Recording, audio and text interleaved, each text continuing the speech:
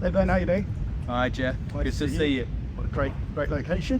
Fantastic. Perfect. Should we do this video on environmentalism and mining? Do it. Perfect. One take, buddy. One Let's get it take. done. Okay.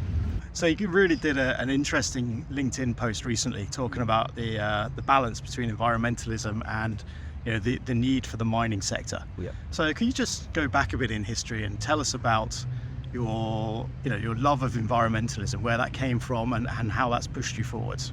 Yeah. Thanks, Jeff. So it goes back to school really. I was known as Eco Boy at school. I'd always go picking up rubbish, around the place, and I was always destined to be an environmentalist. That was my calling. But then kind of got sidetracked by geology because that was also fascinating and kind of related as well. So I studied geology at university, but always had that in the back of my mind that I'd get into the environmental world eventually. So after getting a job at a mining consultancy as a geologist, working there for quite a long time, I started to get more and more involved and passionate about the environmental and social side of things. So I eventually transitioned into the now ESG team and started to bring my environmentalism into my work that way, really. Brilliant. So full circle, going from loving the environment through to the mining sector, and now bringing your environmentalism back to making the mining sector better at it. So that's my plan. That's your plan. Okay, well that's good. So so why don't we look at that then? So why is the mining sector then so important if you're an environmentalist, if you believe in saving the environment? What role does the mining sector play? Yeah, I think if you would have told me at school I would have been in mining for 15 years, I wouldn't have believed you anyway. But obviously working inside it for a while, you get to realize how instrumental it is for society as we know it. If civilization wants to exist as we know it, with all the things that we have around us, including the phone you're holding now, we need to embrace mining. But obviously there's a huge problem, back problem, a historic legacy problem that we can't get over, and we shouldn't avoid talking about. We need to talk about it, and we need to improve. And I think what we see today is there's a lot more emphasis on responsible mining and doing things the correct way, but there's still a long way to go.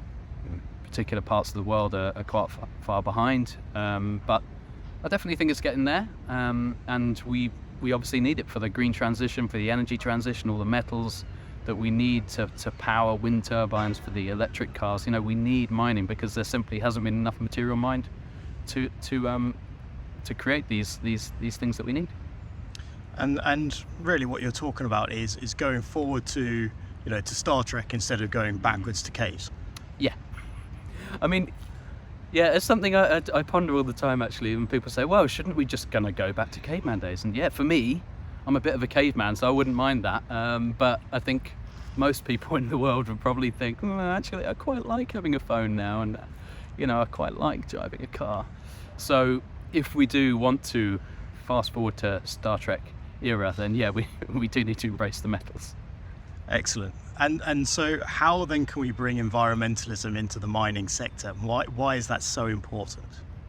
So I've been at a conference just yesterday, and it was really interesting. A lot of the major mining companies are really focusing primarily on ESG as their main focus now, and it's been quite a revolution. I think the last going back 10 years, everything was about health and safety and getting the safety in the industry up, and that's really worked, and it's safety across the industry has improved significantly. Obviously there are still areas where we're still far behind, but now the focus is definitely on, okay, we realize that we need to mine, and these companies realize that if they're going to get a license to operate, a physical one from the government or social license, then they need to be doing things in a way that has the least environmental damage as possible, and the most positive contribution to the communities around them. So there's definitely much more of a focus on it now, and yeah, simply governments and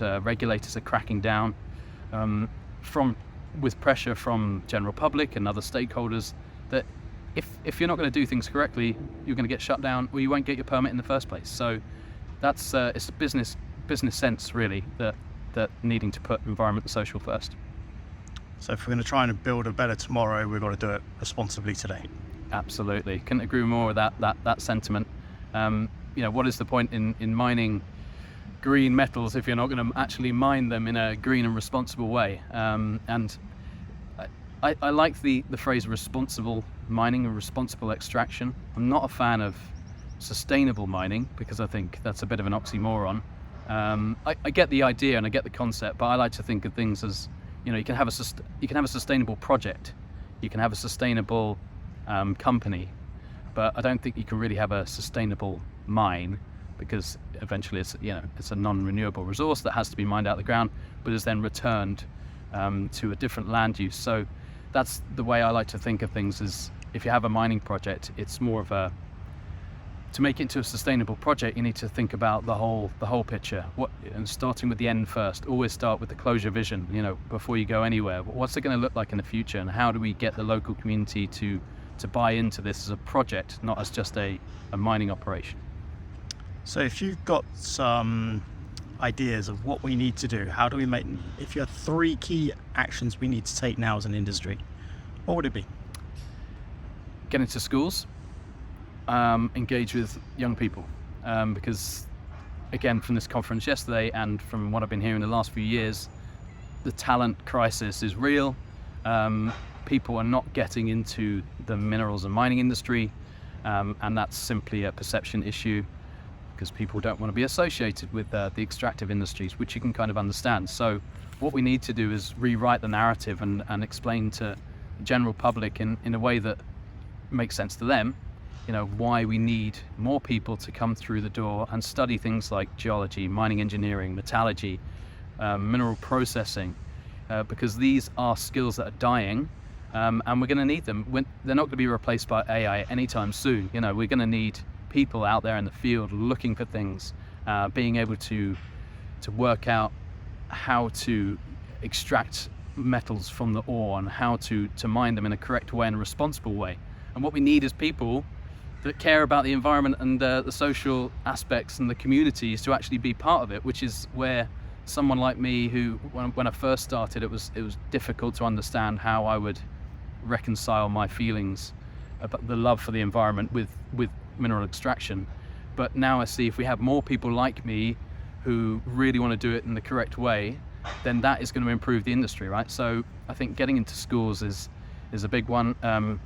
Being open and transparent and honest. I think at the end of the day, that's what ESG means. It's not a score. It's not you're doing yes or no. It's a case of being transparent and open and being honest and saying, okay guys, we have messed up in the past. Here is what we did wrong. Here's our plan going forward, and apologizing for those past mistakes, because it's all about trust, right? And building trust in the industry, because that's something that's really lacking right now. So getting into schools, being more open and honest and transparent, but also maybe thirdly, embracing technology and embracing advances in technology, because there's such a lot going on right now in terms of energy availability and generation of electricity from renewables, and the thought of nuclear fission in the very near future, and potentially unlimited energy, which terrifies me, quite frankly. But if that did happen, and it sounds like it's going to happen in the relatively near future, we need to make use of that and embrace technology, but also make sure we have the people behind it that can actually use it responsibly. Brilliant. Thank you, Ben. It's been really enlightening talking to you. Thanks a lot. Thanks, Jeff. Cheers. Bye.